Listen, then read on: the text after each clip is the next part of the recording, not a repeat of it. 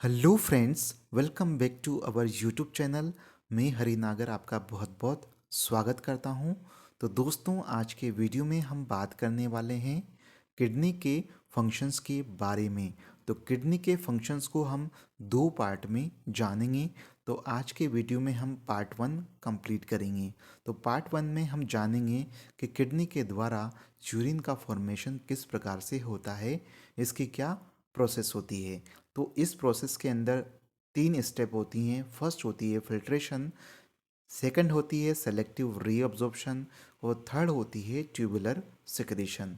तो दोस्तों, इस प्रोसेस को जानने के लिए बने रहिए इस वीडियो के अंत तक। सब्सक्राइब कीजिए हरिधर नरसिंह गुरु यूट्यूब चैनल को और पास में जो बेल आइकन है उसके ऑल नोटिफिकेशन को प्रेस कर दीजिए ताकि आने वाली मेडिकल वीडियो सबसे पहले आप तक पहुंच सके। तो दोस्तों, यूरिन के फॉर्मेशन के लिए यहाँ तीन प्रोसेस होती हैं। तो फर्स्ट प्रोसेस है फिल्ट्रेशन।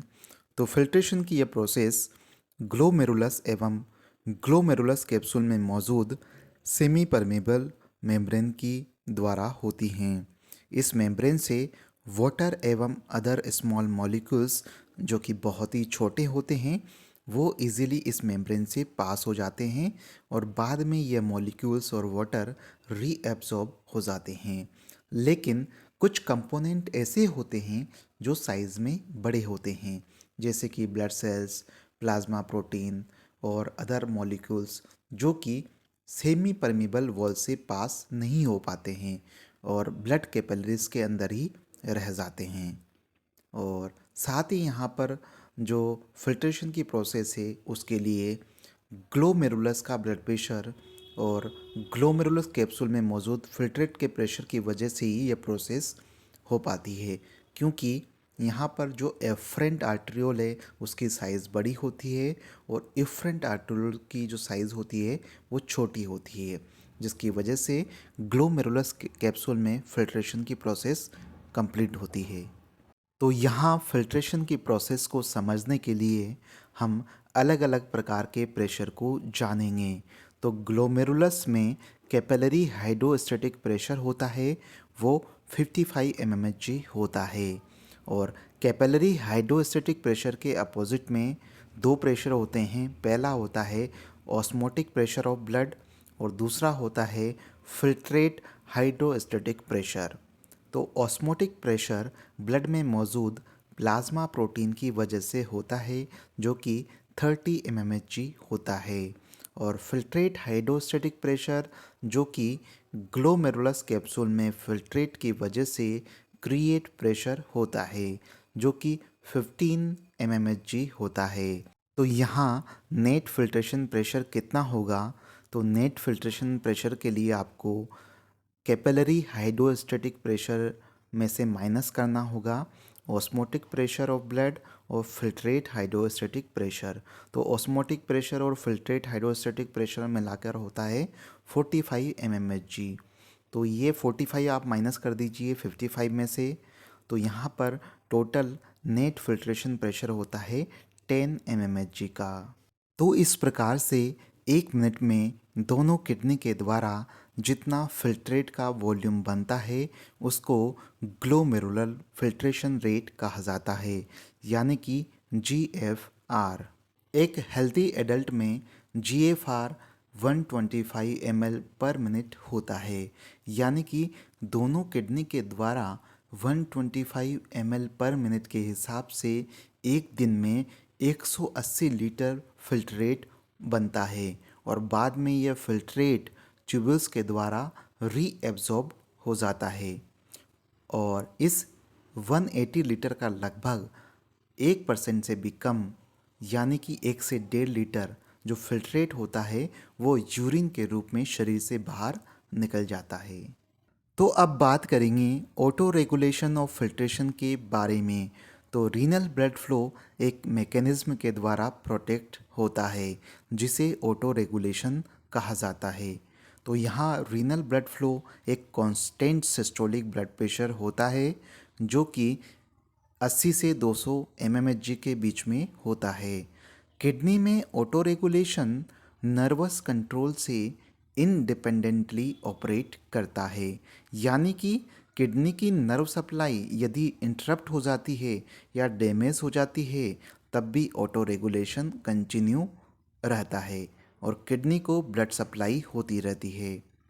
सीवियर शॉक की कंडीशन में यदि सिस्टोलिक ब्लड प्रेशर 80 से नीचे चला जाता है तो ऑटो रेगुलेशन फेल हो जाता है, जिसकी वजह से किडनी में ब्लड सप्लाई नहीं हो पाती है और जो फिल्ट्रेशन की जो प्रोसेस होती है वो डिक्रीज़ हो जाती है।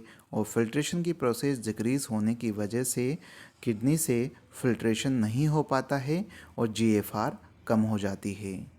तो जैसा कि फर्स्ट प्रोसेस थी फिल्ट्रेशन, अब सेकंड प्रोसेस के बारे में बात करेंगे, वो है सेलेक्टिव रीअब्जॉर्प्शन। यानी कि फिल्ट्रेशन के बाद में निकला हुआ फिल्ट्रेट, तो इस फिल्ट्रेट का 99% भाग दोबारा से सर्कुलेशन में एब्जॉर्ब हो जाता है और 1% जो फिल्ट्रेट होता है वो यूरिन के रूप में शरीर से बाहर की तरफ निकल जाता है। तो फिल्ट्रेशन के बाद फिल्ट्रेट प्रॉक्सिमल कॉन्वोल्यूटेड ट्यूबल्स में पहुंचता है और प्रॉक्सिमल कॉन्वोल्यूटेड ट्यूबल्स की वॉल्स में माइक्रोविलाई होते हैं। इस माइक्रोविलाई के द्वारा फिल्ट्रेट का 30 से 40% भाग रीएब्सॉर्ब हो जाता है, जैसे कि वाटर, ग्लूकोज एवं इलेक्ट्रोलाइट्स। और जैसे ये फिल्ट्रेट लूप ऑफ हेनले में पहुंचता है तो लूप ऑफ हेनले में फिल्ट्रेट का 45 से 50% भाग रीअब्जॉर्ब हो जाता है, जैसे कि वाटर, सोडियम एंड क्लोराइड। और उसके बाद में ये फिल्ट्रेट डिस्टल कॉन्वोल्यूटेड ट्यूबल्स में पहुंचता है। तो डिस्टल कॉन्वोल्यूटेड ट्यूबल्स में फिल्ट्रेट का 15 से 20% भाग ही पहुंचता है। इस भाग का मोस्ट ऑफ परसेंट यहाँ रीएब्सॉर्ब हो जाता है, जैसे कि इलेक्ट्रोलाइट, और इलेक्ट्रोलाइट में भी मोस्ट ऑफ सोडियम पार्ट होता है। देन उसके बाद में कलेक्टिंग डक्ट में पानी शरीर की आवश्यकता अनुसार रीएब्जॉर्ब हो जाता है और उसके बाद टोटल फिल्ट्रेट का 1% भाग ही यूरिन के रूप में शरीर से बाहर निकल जाता है और 99% भाग फ्री एब्जॉर्ब हो जाता है। तो अब बात करेंगे स्पेशल पॉइंट्स के बारे में। तो कुछ फिल्ट्रेट यूरिन में मौजूद नहीं होते हैं, जैसे कि ग्लूकोज, अमाइनो एसिड। तो इन कंपोनेंट की आवश्यकता हमारे शरीर को होती है, तो ये सर्कुलेशन में कम्प्लीटली रीएब्सॉर्ब हो जाते हैं। इसी वजह से ये कंपोनेंट यूरिन में प्रेजेंट नहीं होते हैं। इसके अलावा फिल्ट्रेट में नाइट्रोजनस वेस्ट प्रोडक्ट रीएब्सॉर्ब नहीं होता है लेकिन बहुत ही कम मात्रा में, और रिमेनिंग यूरिन के अंदर प्रेजेंट होता है। उसके बाद में हम बात करेंगे रीनल थ्रेशोल्ड या ट्रांसपोर्ट मैक्सिमम के बारे में। तो इसका मतलब यह है कि किडनी में किसी भी सब्सटेंस को रीएब्जॉर्ब करने की एक मैक्सिमम कैपेसिटी होती है। तो इसका एग्जांपल लेते हैं हम ग्लूकोज। तो जैसा कि फिल्ट्रेट में जितना भी ग्लूकोज होता है वो कम्प्लीटली ब्लड की सर्कुलेशन में रीएब्जॉर्ब हो जाता है, ये नॉर्मल अवस्था में होता है। लेकिन यदि कोई डायबिटीज़ का पेशेंट है तो उस अवस्था में क्या होगा, फिल्ट्रेट के अंदर जितना भी ग्लूकोज है वो शरीर की आवश्यकता अनुसार हमारे शरीर में एब्जॉर्ब होता है और जो रिमेनिंग बचता है वो शरीर से बाहर की तरफ निकल जाता है। यानी कि यहाँ पर किडनी क्या करेगी, शरीर की आवश्यकता अनुसार ही हमारे जो भी कंपोनेंट्स होते हैं उनको रीअब्जॉर्ब करती है, बाकी को शरीर से बाहर की तरफ निकाल के फेंक देती है। अब बात करेंगे कौन कौन से हॉर्मोन्स सेलेक्टिव रीअब्जॉर्प्शन को इन्फ्लुएंस करते हैं। तो सबसे फर्स्ट आता है पैराथायरॉयड हॉर्मोन्स। तो पैराथायरॉयड हॉर्मोन्स पैराथायरॉयड ग्लैंड से सिक्रीट होता है। उसके साथ ही थायरॉयड ग्लैंड से कैल्सिटोनिन हार्मोन भी सिक्रीट होता है। तो ये दोनों हार्मोन कैल्शियम के लेवल को मेंटेन करने का काम करते हैं और ये दोनों हार्मोन डिस्टल कलेक्टिंग ट्यूब्यूल्स में कैल्शियम एवं फॉस्फेट के रीएब्जॉर्प्शन के लिए रेस्पॉन्सिबल होते हैं। दूसरा हार्मोन आता है एंटी डायरेटिक हार्मोन। तो यह ADH hormone posterior pituitary gland से सिक्रीट होता है और यह हार्मोन डिस्टल कॉन्वोल्यूटेड ट्यूबल्स और कलेक्टिन ट्यूबल्स की परमेबिलिटी को बढ़ा देते हैं। तो इसकी वजह से क्या होता है, वाटर का रीएब्जॉर्प्शन ज़्यादा होने लगता है और ये नेगेटिव फीडबैक मैकेनिज्म के द्वारा भी कंट्रोल होता है। थर्ड आता है एल्डोस्टेरोन हार्मोन। यह हार्मोन एड्रिनल ग्लैंड के कॉर्टेक्स पार्ट से सिक्रीट होता है। यह हार्मोन सोडियम एवं वाटर के रीएब्जॉर्प्शन को बढ़ाता है एवं पोटेशियम के एक्सक्रीशन को बढ़ाता है और यह मैकेनिज्म नेगेटिव फीडबैक मैकेनिज्म के द्वारा कंट्रोल होता है। फोर्थ नंबर पर आता है एट्रियल नेट्रीयूरेटिक पेप्टाइड हार्मोन यानी कि ANP हार्मोन। तो इस प्रकार का जो हार्मोन होता है हार्ट के एट्रियल पार्ट से सिक्रीट होता है और यह हार्मोन प्रॉक्सिमल कॉन्वोल्यूटेड ट्यूबल्स एवं कलेक्टिंग डक्ट के द्वारा सोडियम एंड वाटर के रीअब्जॉर्प्शन को डिक्रीज कर देता है और यह जो मैकेनिज्म है वो भी नेगेटिव फीडबैक मैकेनिज्म के द्वारा कंट्रोल होता है। तो दोस्तों, जैसा कि फर्स्ट प्रोसेस थी फिल्ट्रेशन, सेकंड थी सेलेक्टिव रीअब्जॉर्प्शन, अब बात करेंगे थर्ड प्रोसेस के बारे में। तो थर्ड आता है ट्यूबुलर सिक्रीशन। तो यहाँ जैसे जैसे ग्लोमेरुलस में ब्लड फ्लो होता रहता है वैसे वैसे फिल्ट्रेशन भी होता रहता है और इस प्रकार के सब्सटेंस जिसकी आवश्यकता हमारे शरीर को नहीं होती है या जैसे कोई भी फॉरेन मटेरियल हो गया जैसे कि ड्रग्स में पेनिसिलिन या एस्पिरिन, तो ये सब्सटेंस फिल्ट्रेशन के द्वारा शरीर से बाहर नहीं निकलते हैं क्योंकि ये सब्सटेंस शॉर्ट टाइम के लिए ही ग्लोमेरुलस में होते हैं।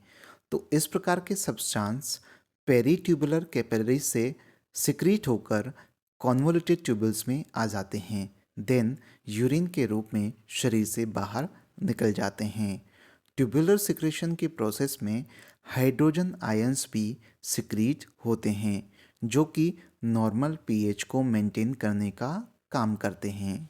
तो दोस्तों, जैसा कि आज के वीडियो में हमने बात किया कि किस प्रकार से किडनी यूरिन का फॉर्मेशन करती है, नेक्स्ट वीडियो में हम जानेंगे कि किडनी किस प्रकार से वाटर को बैलेंस करती है, यूरिनरी आउटपुट को मेंटेन करती है, इलेक्ट्रोलाइट को बैलेंस करके रखती है और पीएच को भी बैलेंस करने का काम करती है। तो दोस्तों, आशा करता हूँ आपको ये हमारा वीडियो नॉलेजेबल लगा होगा। अगर लगा है तो प्लीज़ इस वीडियो को लाइक कीजिए, दोस्तों के साथ में शेयर कीजिए और किसी भी प्रकार की क्वेरीज हैं तो कमेंट बॉक्स में जाइए, कमेंट करिए। Thank you so much.